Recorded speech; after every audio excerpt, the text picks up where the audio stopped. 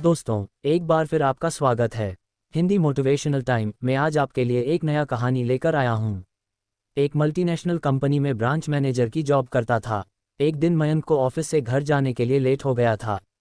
सर्दी की मौसम होने के कारण रात भी जल्दी हो गई थी। ठंड भी बहुत शुरू हो चुकी थी। रास्ते में चलते चलते मयंक को अचानक एक आवाज़ सुनाई दी, रुक जाओ। मयंक वहीं पर ही रुक गया और पीछे मुड़ के देखा, लेकिन पीछे कोई भी नहीं था। फिर से वही आवाज़ सुनाई दी, सामने देखो। जैसे ही मयंक ने सामने देखा तो उसे जमीन पर कुछ चमकती हुई चीज़ दिखाई दी। मयंक दौड़ के उस चीज़ के पास गया और देखा तो यह कोई साधारण चीज़ नहीं थी बल्कि एक चमकता हुआ हीरा था। उसने वह हीरा अपने हाथ में लिया। उसकी चमक देखकर मयंक की खुशी का पार ना रहा। लेकिन मयंक को कहाँ पता था ये कोई साधारण है या नहीं बल्कि एक मायावी हीरा है। अचानक उस हीरे में से आवाज़ आई, अगर तुम्हें और हीरे चाहिए तो इस जमीन को खोदो। इस जमीन के नीचे बहुत सारे हीरे हैं। मयंक खुश हो गया। उसने उस हीरे को अपनी जेब में डाला और जमीन खोदना शुरू किया। करीबन 2 फीट खोद काम करने के बाद अचानक मयंक डर के मारे चिल्लाने लगा। इसके कारण उसका संतुलन खो गया और जमीन पर गिर पड़ा, क्योंकि उस गड्ढे में से हीरे मोती नहीं बल्कि किसी इंसान का कटा हुआ सर मिला। अचानक वह सर हवा में उड़ने लगा और बोला, डरो मत, मैं तुम्हें कोई हानि नहीं पहुंचागा। मैं तुम्हें बहुत सारे हीरे जवेरात भी दूंगा। बस मेरी बात ध्यान से सुनो, मैं जहां जाता हूं वहां मेरे पीछे आओ। फिर वह सिर हवा में उड़ा और जंगल की ओर बढ़ने लगा। करीबन 1 किलोमीटर चलने के बाद वह सिर रुक गया। मयंक भी रुक गया। फिर उस सिर ने मयंक से कहा, इस जमीन के भीतर बहुत सारे हीरे मोती जवाहरात छुपे हुए हैं। इस जमीन पे खोद काम शुरू करो। मयंक खुश हो गया और उस जमीन को खोदना शुरू कर दिया। खोदते खोदते उस जमीन के नीचे हीरा मोती तो नहीं मिले बल्कि उस सिर का कटा हुआ धड़ मिला।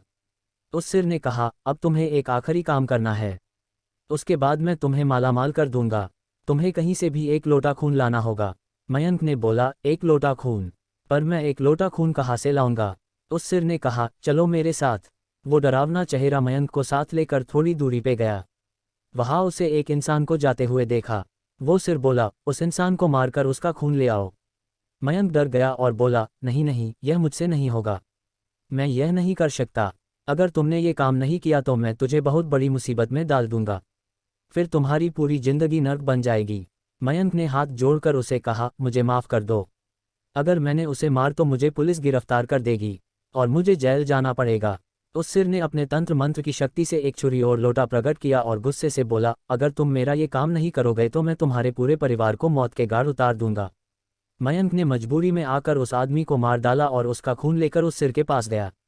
वो सिर खून को देखकर बहुत खुश हुआ और बोला, ये खून मेरे शरीर पे डाल दे। उस सिर के कहने पर मयंक ने खून को उसके शरीर पे डाल दिया। फिर कुछ ही देर में वो कटा हुआ सिर उस शरीर पे जुड़ गया। ये सब देखकर मयंक की हालत अब खराब होने लगी। वो उस भूत को देखकर काफी डर गया। जैसे ही वो भूत जिंदा हुआ तो जोर जोर से हंसने लगा और डरावनी आवाज में बोला, तुमने बहुत बड़ी गलती कर दी कि तुम्हें मुझे फिर से जिंदा कर दिया। अब मैं सिर्फ तुम्हें ही नहीं बल्कि इस पूरे शहर को मौत के घाट उतार दूंगा। डर के मारे मयंक के मुंह से आवाज भी नहीं निकल रही थी।